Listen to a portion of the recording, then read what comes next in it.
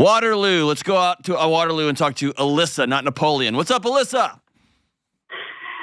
Hello, Dr. John. How are you? I'm doing good. I'm happy to be on your show. I'm happy that you're on the show. What's up? Oh, okay. Well, I'm questioning myself. Okay. Am I enabling or am I being truly a supportive partner? Tell me what's going on. Okay, so I've been with my boyfriend for over 3 years. In the last couple of years, I feel like our relationship has pretty much plateaued. When I do bring this up to his attention, I feel like he weaponizes his sobriety against me. He goes into telling me stories about his past life and reminds me how much he has changed since he has stopped drinking.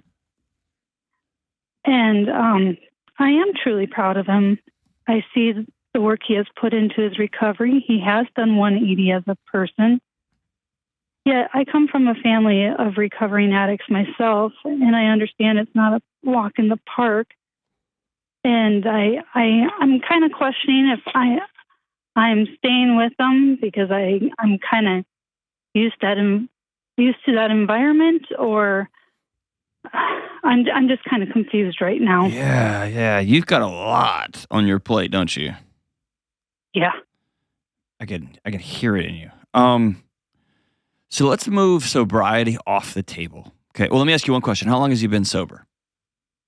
He's been sober for over 3 years. Okay, perfect. So let's move that off the table. Four. Let's move it off to the side. Okay. Okay. Have you communicated to your boyfriend what you need in your relationship? Yes, I have. Okay. And I want to do a quick rapid fires, okay? Okay. And he has told you through roundabout stories about his past that he doesn't really care what you need right now. You should just be proud of him for how far he has come since 48 months ago. Pretty much. That's how I feel. Okay. I want you to live in that context for a minute, because that will inform your next question, which I think you're onto something. I'm very, very, very, just astoundingly proud of him for getting sober. Big time. Mm-hmm. And 4 years later, y'all should have been well into maybe round 2 or round 3 of building a new relationship. And you're not. You used some language when you first started talking, which is our relationship has plateaued. I don't like that language because it externalizes relationship. The language I like to use is one or both of us have quit working on this. Because the relationship in and of itself doesn't do its own thing. Like when people say, well, this relationship ran its course, that's bullcrap. We quit working on it, right? Mm-hmm. And so it's often easier to distance ourselves from the work that is marriage, that is long-term relationships, friendships, employment relationships. It's easy to set it over there and put it at arm's length instead of saying, no, one or both of us quit trying. And what I'm hearing you say, and obviously this is just one side of the conversation, is that you stood by him when he got sober, and you probably picked up a lot of slack, didn't you? Yes. And you probably were stuck somewhere in the 4th or 5th ring of hell prior to him getting sober, right? We got together after he got sober. Okay. So. All right. So you missed that part, which is excellent. So you carried a lot of the water, and then he just wants a pat on the head and wants to be able to do whatever he wants to do moving forward. Is that right? I believe, yes and no. Help me out. He does turn to me a lot and ask me a lot of questions, and this is where I get a little to the point where I'm questioning things. It's as if he turns to me to be his conscience for him, if that makes any sense whatsoever. Not really. Give me an example. Any kind of a time he faces any kind of conflict or situation or whatever, he always comes to me and discusses it openly with me. And the way he interprets everything is, in my mind, not remotely even close to what the actual situation is. And I sit there and I digest it and just let him keep talking to me. And then when he's done, I kind of talk him through with how I see the perspective of things. And then usually a day or two later, he comes back and he's like, yes, you were right about that. So that It's sounds like, incredible to me. What's the problem with that? I just feel like there's always chaos. I mean, but yet there's not actual. There's a lot. It's chaotic. Give me an example. I mean, it just, Walk me through it. Be very specific. Be pretty specific with me.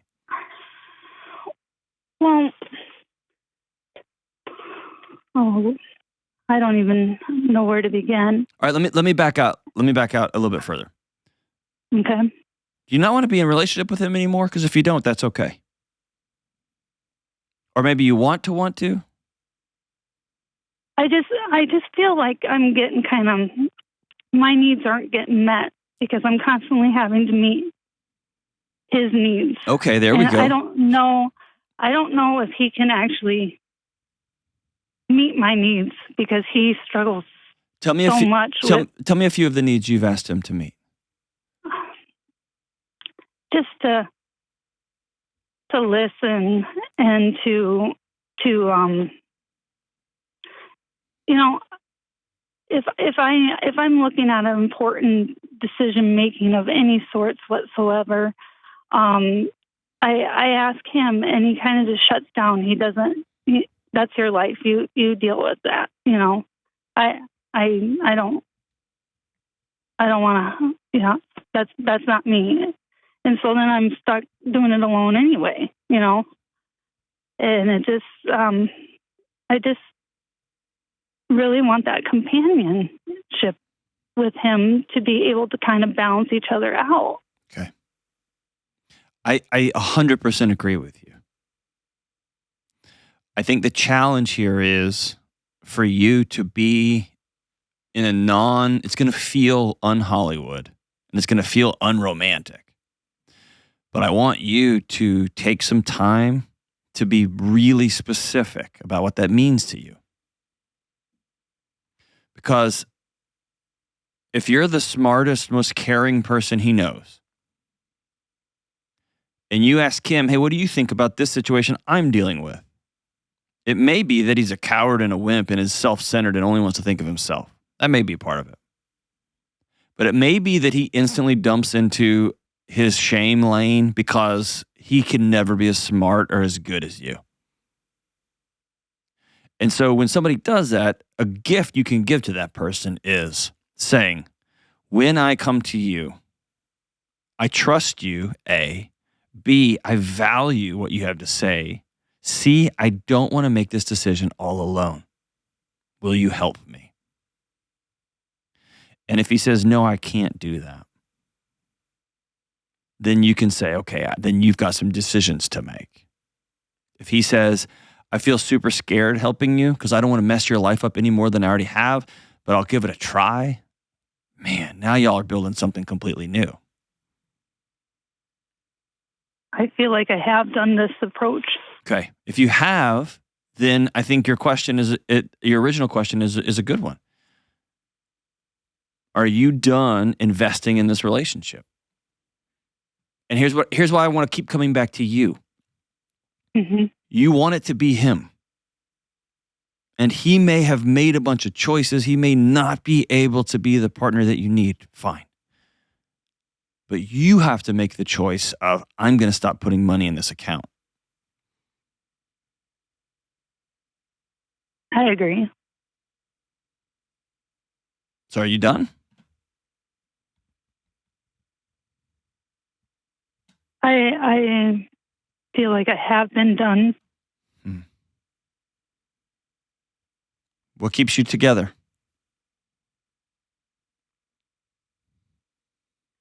I guess I'm just scared for him. That makes you... Ugh. Do you need him to be well for you to be okay? It's a very common thing when you grow up in the house of people who are recovering or people who have struggled with addiction, is to become very codependent. Your success is relying on their success. I think you just hit the nail on the head. Okay. The person's success you must be most concerned about right now is your success. Because only then can you wade into the mess that is going to be untangling a 4-year relationship, that is going to be separating yourself and allowing him to make the choices that he as an adult can make, and you making the choices that are going to be best for you now and in the long run. But codependency is hard, because it feels cruel to take care of yourself in light of somebody else making poor decisions, right? Right. Have you ever been to an Al-Anon group? No, I have not. I would strongly recommend that. Both for your childhood that you grew up with and for this current relationship. Because what you're going to find is a bunch of people who have really wrestled hard with codependency. Because in many people's lives, there are other ones, maybe in reality, or certainly threatened that they would die if it's not for you. You have to do X, Y, and Z, or I can't make it. It's a heavy burden to put on somebody 24/7, 365. But I want to say something really firm to you, okay? Okay. If this relationship is not good, and I have a sense in my guts that you're hedging your bets. You're not. It's not great, is it? No. In fact, it's less than not great, isn't it? You're correct. Okay. Are you safe? Yes, I'm safe. Okay.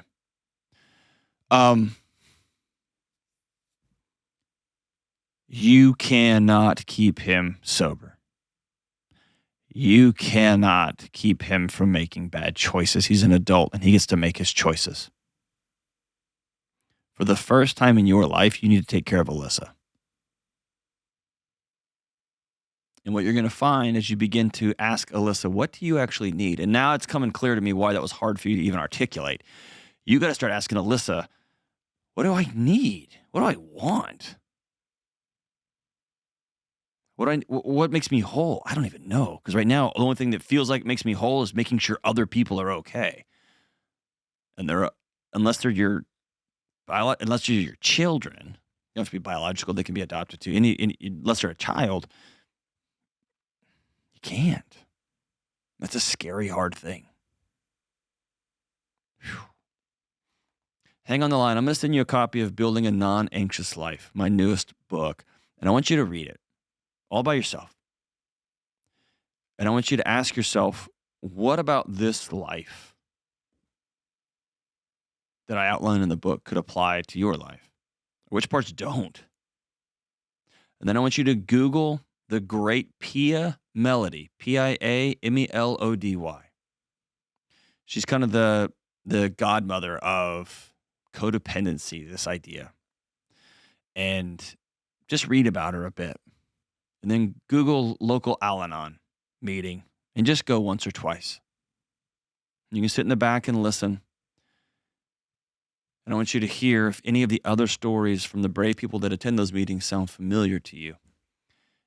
And it might be a place where you find peace. But all of this begins with you taking a piece of paper and a pen and writing down, what do I actually want? And what do I need? And one last thing before I go. You mentioned, I've been out of this relationship for a long time. Now I'm just worried about them. Let me tell you, his body knows you've been out for a long time. His body can feel that gap. And it wouldn't surprise me if over the last few months, things have gotten more and more tense, have become more and more tense. Because for a former addict, somebody who struggles with addiction, that sense of somebody pulling away from them sounds every alarm they have. It wouldn't surprise me if those alarms haven't been going off a lot in his life, which means the load you're carrying has become heavier and heavier and heavier. What I mean is, if you're out, you often don't do anybody any favors by pretending, by not putting the hard conversation on the table. And in fact, sometimes it can be cruel. Often it's cruel. Almost always. Keeping secrets is cruel. So think of hard conversations in your future, Alyssa. Do those things I discussed and circle back and let me know if I can help in any other way.